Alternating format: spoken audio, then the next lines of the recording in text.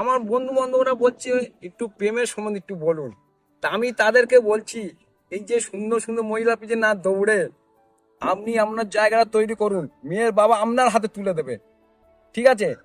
তো যোগ্যতার অর্জন করুন। একটা সিদ্ধি পুরুষ বলেছিলেন, আপনি এই যে টাকার পিছনে না দৌড়ে আপনি যোগ্যতা অর্জন করুন, টাকা আপনার কাছে দৌড়ে আসবে। তবে সময় দিতে হবে, একদিনে কিছু হয় না, জেনে রাখবেন। যে যতটুকু সময় দেবে ততটুকু সে ফল পাবে।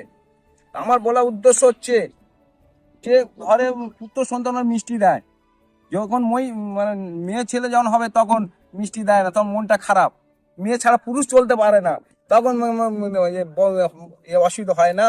আর মেয়ে হলে জেনে রাখবেন, আমরা এই হাত ডান হাত যদি কাটেন আপনার রক্ত বার হবে, বাঁ হাত কাটলে আপনার রক্ত বার হবে।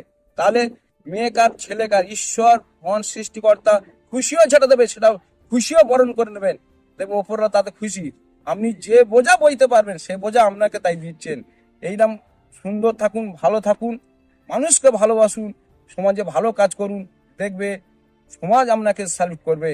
নিজে কোনো কাজকে ছোট ভাববেন না, এই কাজ ছোট ওই কাজ ছোট, দেখবেন নিজের কাজকে স্যালুট করুন, আপনাকে স্যালুট করবে। কোনো কাজ ছোট হয় না। জেনে রাখবেন, এই গাড়ি যারা চালায়, এই যে বিভিন্ন রকম আমরা সব ছোটখাটো যারা মানে এই যে জন্মজুরি খাটে, এই যে চাল, সে রাজা পণ্য চাল খায়, তার জন্মজুরি এরও দরকার, তারও দরকার আছে, সমাজের সকলকে দরকার আছে। একটা গাড়িতে একটা যদি টিউ যে খুলে না যায়, গাড়ি চলবে কি? তার টিউটা তো ছোট। সমাজে ছোটর দাম আছে, বড়র দাম আছে। ছোটরা বড়র কাজ পারবে না, বড় সব পারে, সেই জন্য সে রাজা।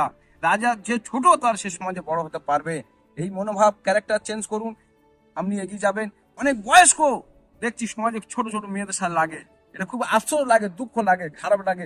একদম ক্যারেক্টার চেঞ্জ হয়ে যাবে। সৃষ্টিকর্তাকে ডাকছে, কিন্তু চুরি চামানি খারাপ এসব করছে না। খারাপটা ত্যাগ দিন। দেখবেন আপনি যদি কাঁচ আয়না দেখেছেন তো, কাঁচটা যদি পরিষ্কার থাকে আপনি তাহলে সব পরিষ্কার দেখা পাবেন।